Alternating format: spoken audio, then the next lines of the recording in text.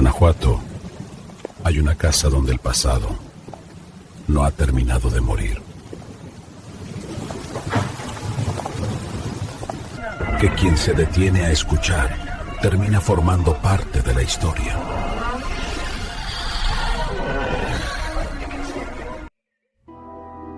Esto es El Narrador de Historias.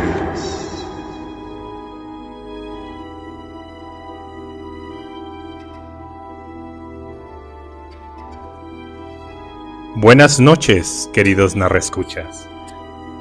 Hoy los invito a caminar por una de las ciudades más bellas y misteriosas de México, Guanajuato.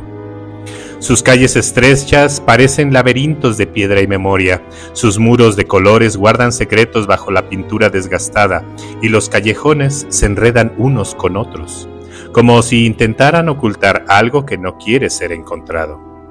El aire de la madrugada trae olor a incienso y pan recién horneado. Las primeras luces del sol se reflejan en los tejados rojizos y las sombras de los templos se estiran sobre el empedrado como dedos antiguos. Pero entre todos sus rincones hay uno, solamente uno que aún respira la culpa y el horror de un crimen olvidado por el tiempo.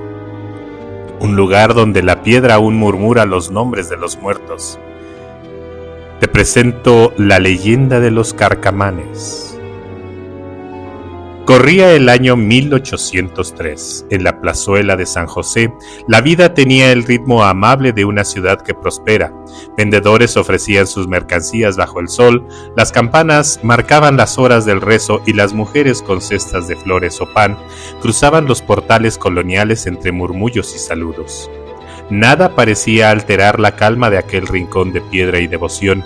Nadie sospechaba que entre los rezos y los pregones ya caminaba el destino, invisible y silencioso, esperando el momento de manchar esos muros con sangre.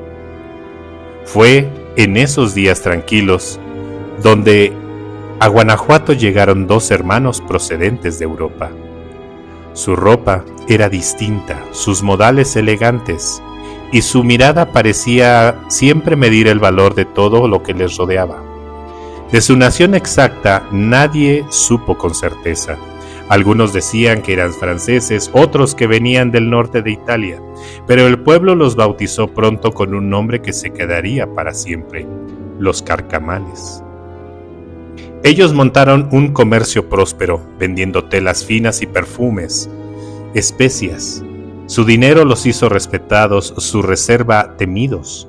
Los vecinos los observaban con una mezcla de curiosidad y recelo, pues había algo en su forma de mirar tan tranquila, tan calculada, que hacía sentir a todos como si fueran ellos los observados. Vivían en una casa de 3 pisos junto al templo de San José, una construcción de cantera gris con balcones de hierro forjado y ventanales que reflejaban la luz del atardecer como espejos de otra época. Por las noches, las lámparas de aceite brillaban en su interior y más de un vecino juró haber visto sombras moverse tras las cortinas. Parecían observarlo todo desde el entresuelo, la plaza, la gente, la vida misma, como si fueran parte del lugar y al mismo tiempo ajenos a todos. Los Carcamanes se convirtieron pronto en figuras respetadas. Su tienda era un desfile constante de damas y caballeros que buscaban perfumes, telas finas o simples curiosidades llegadas del otro lado del océano. Su comercio floreció y su trato amable les ganó la confianza de los vecinos.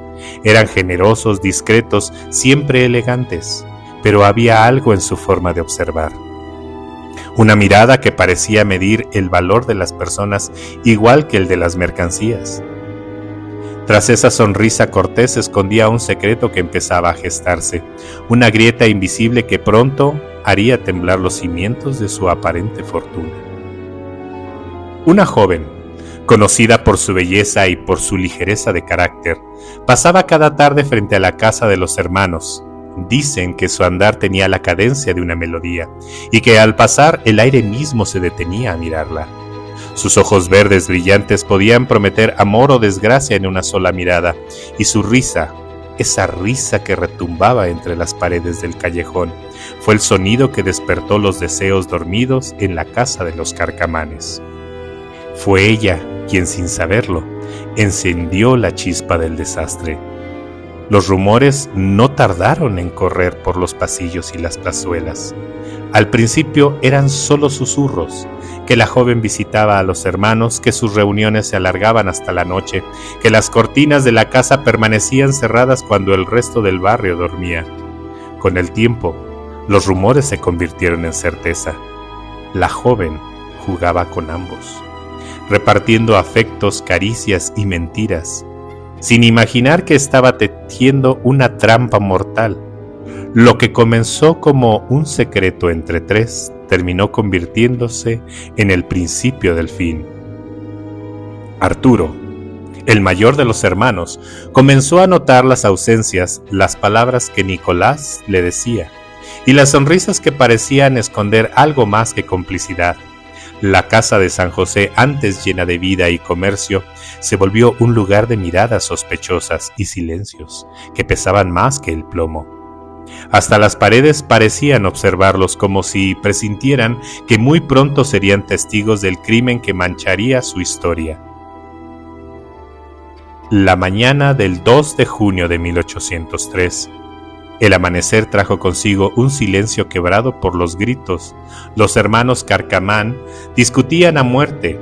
El eco de sus voces rebotaba en los muros, mezcla de reproches, celos y palabras que ya no podían retirarse.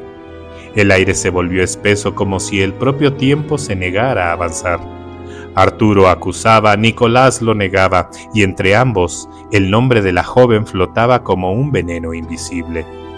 El amor, la traición y la sangre se mezclaron en una sola palabra, la palabra que jamás se sabrá porque aquel grito final fue devorado por el silencio. En un arrebato de furia ciega, Arturo hundió la hoja en el pecho de su hermano. Nicolás, incrédulo, lo miró unos segundos como si aún esperara que aquello fuera un mal sueño. El acero se tiñó de rojo y el suelo, otro limpio y ordenado, se cubrió de la evidencia del fratricidio. La sangre corrió lenta buscando las grietas del piso, como si la casa misma la absorbiera, como conservar su secreto. Y en aquel instante, el apellido Carcamán murió para siempre. Herido, cubierto de sangre y desesperación, Arturo subió los escalones con la alma hecha pedazos. Las manos le temblaban, la mirada perdida entre locura y culpa. Al abrir la puerta de la recámara, la vio. La joven, la causa y víctima de su desgracia, retrocediendo con el miedo pintado en los ojos. No hubo palabras, solo una mirada que fue súplica y condena a la vez. Una estocada bastó para sellar el destino de ambos. Y así, el amor se convirtió en su última tumba.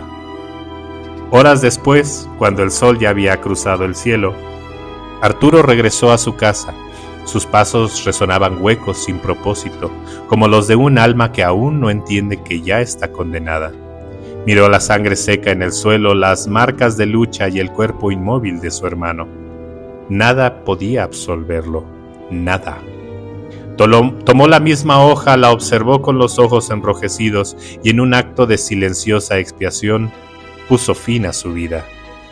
El eco del acero resonó una vez más y la casa quedó enmudecida para siempre. Cuando los vecinos, dominados por el rumor y la inquietud, se atrevieron finalmente a entrar, lo que hallaron dentro fue el mismísimo infierno. Cuerpos inertes, sangre seca en las paredes, una silla volcada, una lámpara rota y un silencio tan espeso que parecía contener los gritos que acababan de apagarse. El aire olía a hierro, a sudor, a tragedia. Nadie habló, nadie se movió. Solo el temor en las manos y la mirada perdida de los presentes atestiguaron que algo humano se había quebrado para siempre. La casa había perdido su alma y el pecado ya no tenía dueño. El escándalo conmovió toda la ciudad. El crimen de los Carcamanes fue tema en cada mesa, en cada confesionario, en cada esquina donde se reunía el pueblo. Los sacerdotes recitaron plegarias por las almas perdidas, pero las voces temblaban. Ni el rezo más puro puede limpiar una culpa bañada en sangre fraterna. A Nicolás lo sepultaron en el templo de San Francisco, rodeado de inciensos y salmos. A Arturo lo enterraron lejos en el panteón de San Sebastián, sin ceremonia, sin cantos, sin perdón. Pero ni la distancia ni la tierra lograron separarlos del todo. Las autoridades sellaron la casa, clavaron las puertas y tapiaron las ventanas, y dejaron un cartel que advertía a los curiosos: propiedad bajo investigación. Durante días nadie osó acercarse. Los comerciantes desviaban la mirada al pasar, los niños corrían por otra acera. Era como si aquel edificio se hubiera convertido en un abismo, uno que tragaba las miradas y devolvía el miedo. Una noche sin luna, el silencio se rompió con un sonido hueco en la pared, seguido por un murmullo, dos voces, una de dolor, otra de furia. Y desde entonces, los vecinos de la plazuela de San José aseguran que, cuando cae la noche, dos hombres cruzan lentamente el entresuelo de la vieja casa. Las lámparas parpadean y un aire gélido desciende sobre la plaza, como si el pasado reclamara su lugar entre los vivos. Se oyen discusiones apagadas, lamentos que suben por las escaleras y el sonido persistente de una puerta que se abre y se cierra sola. Era como si los hermanos, condenados por sus propios actos, volvieran noche tras noche a repetir su pecado. Dicen que los carcamanes aún caminan por su antigua morada. Nadie los ha visto claramente, pero todos los que pasan aseguran escuchar sus pasos, un vaivén constante de un lado a otro, como si revivieran la escena una y otra vez. Presos de un ciclo que ni la muerte ha logrado romper, a veces los ecos de una pelea resuenan entre los muros. Una voz grave que acusa, otra que ruega perdón, y luego el silencio. Ese silencio frío como si la eternidad no bastara para perdonarlos. La casa sigue respirando, pero ya no con vida humana. Y junto a ellos aparece la sombra de la joven. Los más valientes aseguran verla en las noches sin luna, asomada entre las cortinas del segundo piso con la mano sobre el pecho, recordando la herida que la condenó. Su rostro no muestra ira, solo tristeza infinita, como si en sus ojos se reflejara una eternidad de arrepentimiento. Algunos aseguran que su llanto puede escucharse al amanecer, cuando el viento baja por el callejón y golpea las ventanas cerradas. Otros juran que su silueta se desvanece apenas uno pronuncia su nombre. Ella no busca venganza, solo recordar lo que la pasión le arrebató. Quien camina por la plazuela de San José siente que algo los observa desde lo alto, una mirada ardiente, invisible, que atraviesa la piel y los pensamientos. Hay quienes aseguran haber visto luces encenderse en el entresuelo, como si alguien recorriera los pasillos con una vela encendida. Otros dicen haber escuchado sonidos metálicos de una pelea, seguidos de un grito y luego el silencio. Los más supersticiosos juran que si pasas frente a la casa después de la medianoche, una sombra se asoma tras los balcones y te sigue con la mirada hasta que desapareces del callejón. Por eso, cuando cae la noche, los habitantes de Guanajuato prefieren rodear la plaza y no mirar hacia las ventanas del entresuelo. Las calles de Guanajuato están hechas de piedra y de historia, y de fantasmas que aún no encuentran su camino. Entre sus callejones resuenan amores rotos, promesas incumplidas y nombres que el tiempo se niega a olvidar. Los carcamanes nos recuerdan que el deseo desmedido puede quebrar los lazos de sangre y que las pasiones humanas, cuando se tornan en odio, no mueren con nosotros, solo cambian de casa. Y en las noches más quietas, si escuchas una puerta abrirse sola en la plazuela de San José, no mires hacia arriba, porque puede que alguien todavía te esté observando. Y antes que esta historia se pierda entre las sombras de Guanajuato, quiero invitarte a seguir caminando conmigo en El Narrador de Historias. Cada lunes abrimos una nueva puerta hacia leyendas, misterios y relatos que aún siguen respirando en la oscuridad. Si este episodio logró quedarse contigo, si estás en Spotify o cualquier otra plataforma de podcast, regálanos 5 estrellas. Y si quieres vivir cada historia con imagen de atmósfera, recuerda que también puedes ver la versión en video de este episodio en Spotify y YouTube. Por cierto, si estás en YouTube, suscríbete y activa la campanita, porque cada historia siempre regresa. Y si quieres ir más allá de escuchar, te esperamos en Facebook, donde los verdaderos narraescuchas opinan, debaten y solo los más valientes se atreven a responder. Y pon atención porque en abril comienza una nueva puerta, Voces desde el Umbral, un espacio donde tus experiencias, tus encuentros y aquello que no puedes explicar puede convertirse en la próxima historia que se cuente aquí. Si tienes algo que contar, envíalo al WhatsApp del narrador de historias. El número está en la pantalla. Quizás la próxima voz sea la tuya.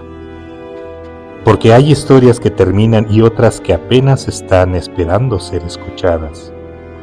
Yo soy el narrador de historias y te deseo buenas noches.